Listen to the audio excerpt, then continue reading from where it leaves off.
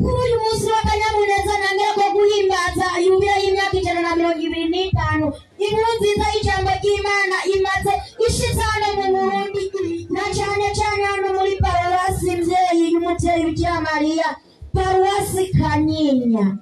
Bashitsi bahire bavyeyi namwe barakadukoranye ngaha ndabaramukije nitugire Kristo.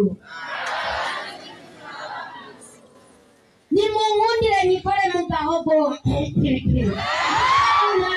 nangaro nangaza udasumba yamaye kumenya ibitabo 73 bigize igitabo cyeranda cy'ijambo ry'Imana arico bisefuru gatanu imigwi kiratini akaba ariyo bibira mu migwi kirundi akaba ari ijambo ry'Imana ryuzuye tagabanuka kandi ritazokwigera rigabanuka. Nkabamereye rero ku mamuko ihunguka bene Levi iharura amategeko yozuwe abacamanza Ruti igitabo cya mbere cya Samuweli igitabo cya kabiri cya Samuweli igitabo cya mbere cy'abami ndetse n'igitabo cya kabiri cy'abami. Iyo umugabo yakwitangiye ku musaraba arababara arapfa arahamba ariko yaracutse ku musugira gatatu nk'uko byari byaranditswe.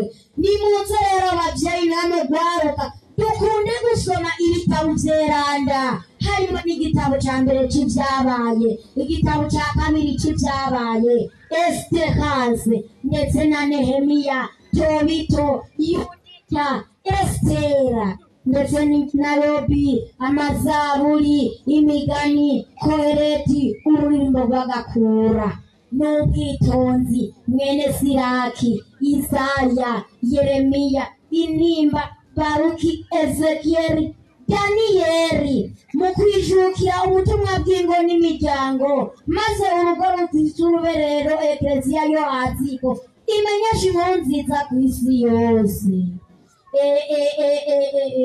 Yubile yarasasagara inkuru nziza irasasagara yuko mu itoto rya Yubile dukoresha ukunda gusoma ibitabo byeranda harimo n'ibitabo bya Ozeya Yoweli Amose Abdiyasi Yonasi Mishe Naumu Habakuki Sofoniya Hagayi Marakiya Zakariya ngo maze natwe dushobore kwama ivyamwa vy'ukurekuriranira no gusubiza hamwe Ekereziya Gatolika Nyeranda.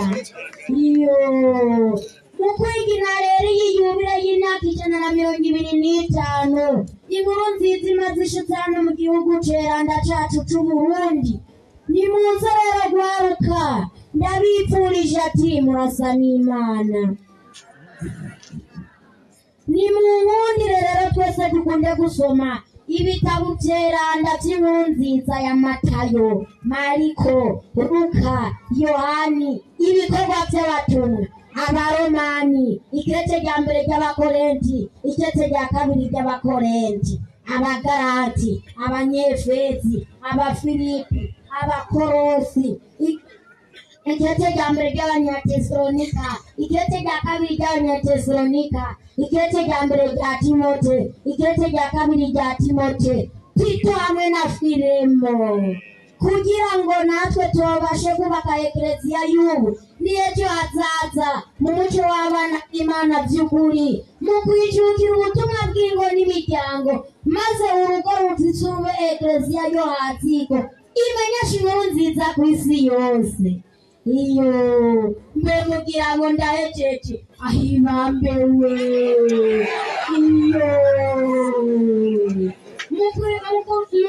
mukunezerwa hamwe n'iyiyubile y'imyaka 125 sinakwibagira kuvuga Abahebreyi Yakobo ikete rya mbere ry'Abakorenti ikete rya mbere ry'umutumwa Petero ikete rya kabiri ry'umutumwa Petero ikete rya mbere ry'umutumwa Yohani ikete rya kabiri ry'umutumwa Yohani ndetse n'ikete rya gatatu ry'umutumwa Yohani. Yuda hamwe n'ibyahishuriwe biduhishurira neza uko twokwijukira ubutumwa bw'ingo n'imiryango maze urugo rukisura ubereye ekleziya yo haziko imenyesha inkuru nziza ku isi yose. Murakoze. Imana ibahezagire mu kwijuka ubutumwa bw'ingo n'imiryango, maze urugo rukizure ekleziya yo haziko imenyesha inkuru nziza ku isi yose. Yari n'Isirayeli ugaruka ko mu migwa abiri ya kwisata cya Mutara paruwasi Kanyinya diyoseze Muyinga. Murakoze. Murakoze.